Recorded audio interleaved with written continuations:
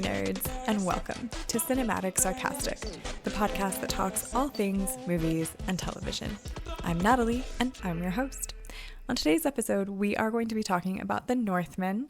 This is a recent movie that came out not long ago with Alexander Skarsgård and Anna Taylor-Joy.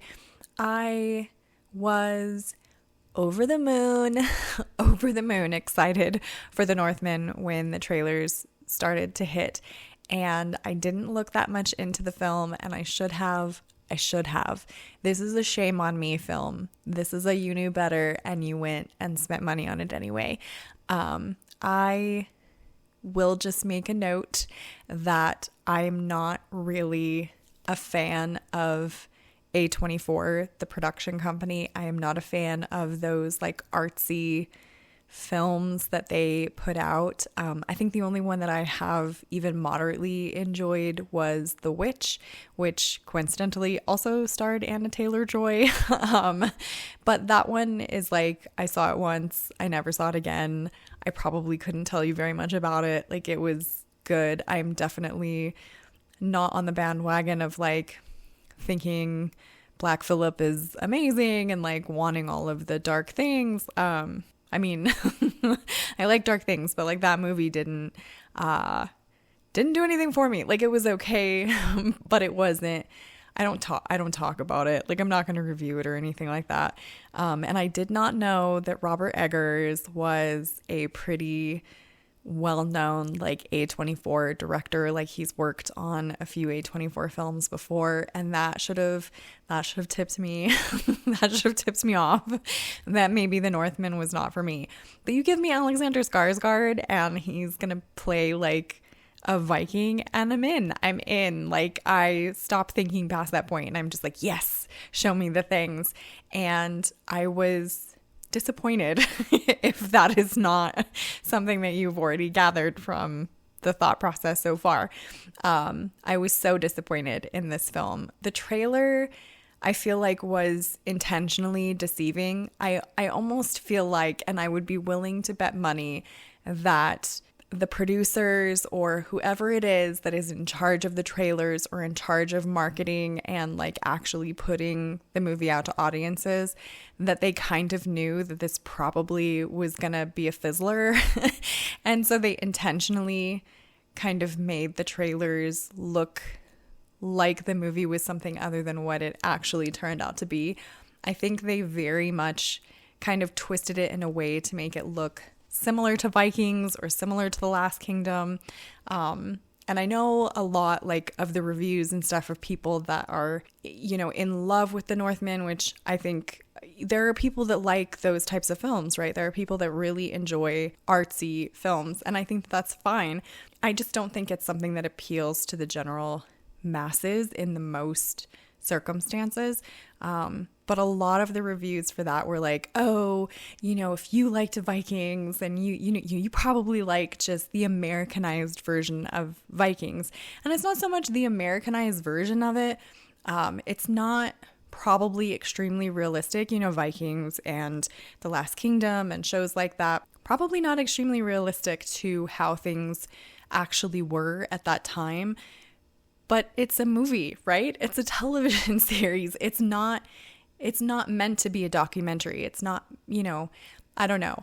I guess in my mind, I'm like, you're making something that's meant to be entertainment, so it should be entertaining. And The Northman it had a great start. And here's the part that I feel like is the most disappointing for The Northman. When the movie started, I didn't just instantly, people came onto the screen and I was like, oh, this sucks. No, like the opening of it, like maybe the first 20, 30 minutes of the film, I thought was a good setup. It was a good setup to the story. The Northman really kind of is basically the story of like the Lion King or of Hamlet. It's a very old tale that we're all pretty familiar with, you know, that revenge kind of story of someone murdered my father and I need to go to the ends of the earth to seek revenge against this person. And we're all familiar with that. We all understand that enough. And, clearly the tale has been done well before, because Hamlet is a very popular story that people have watched. The Lion King did not, tank when that came out. Like, it was good. So this had all of the potential, and the very beginning of it, I felt like was a good setup. I wasn't so sure about the sequences in the film, and I think there's one pretty early on in the film where I don't know if it's meant to be like similar to like a drug induced state, but they kind of like when they're communicating with the gods or doing kind of ritual or prayer, there's a completely different sequence to how the film looks than like the rest of it. It's meant to be kind of otherworldly. And I feel like those sequences kind of just missed the mark. I understood exactly what they were trying to do with them. You're trying to portray kind of the gods and what the Vikings believed in as a legitimate thing, a thing that they wholeheartedly put their souls into, and that was very much real to them. They were very much, they believed that Odin could come down and be among them. They believed that these gods were twisting their fate and like making their lives what they were. And so I got that, it was meant to sort of inspire awe. And at the end of the day, really the only thing that it did was like make me think that I should have been high watching this movie, or like, am I meant to be on some sort of substance in order to understand what's going on or enjoy this part of the story? And I think they maybe just went a little bit too far with like the psychedelic colors and just how different it felt from the rest of the film. And the majority of it really just kind of, it dragged. And the romance between Alexander Skarsgård and Anna Taylor-Joy was just, I don't know. I hate to be that person, because I'm like, I get that the majority of the time the male actors in films are quite a bit older than the female actors. Like, that's just kind of a Hollywood thing. But Alexander Skarsgård is like double her age, and I felt like it worked better or felt less gross when he was making out with Nicole Kidman, who played his mother in the film, than it did the scenes between him and Anna Taylor-Joy. Like, it just seemed icky to me. I don't know. I know it wasn't meant to, but Anna Taylor-Joy is not one of those actresses that is young and kind of can play an older person. She is younger and looks even younger than she is. So she doesn't look, to me, even her own age. Like, she has a very baby face, like a very young looking face. And Alexander Skarsgård is gorgeous as heck, don't get me wrong, but he's, not her age. So it was just weird to me. The storyline was fine, but I felt like there were some points that they probably should have changed. Like when he's off, ready to kind of leave, and he, has pretty much wreaked havoc on this man that killed his dad.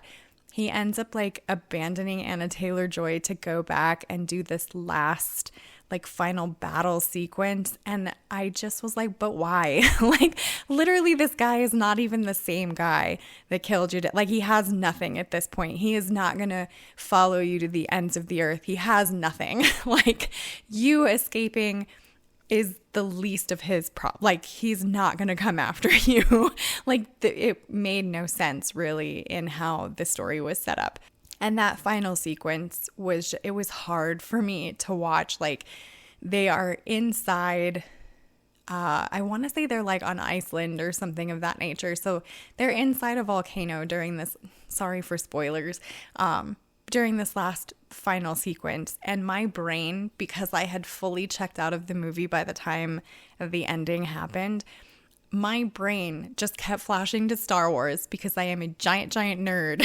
And like every second of this final scene, my mind was just replaying, it's over, Anakin, I've got the high ground. And like I had to like literally choke back openly laughing at the scene because it was a very serious moment, and all I could hear was like Ewan McGregor in my mind playing this thing over and over, and like I just couldn't take it seriously. It was not what I expected. It was not what I wanted.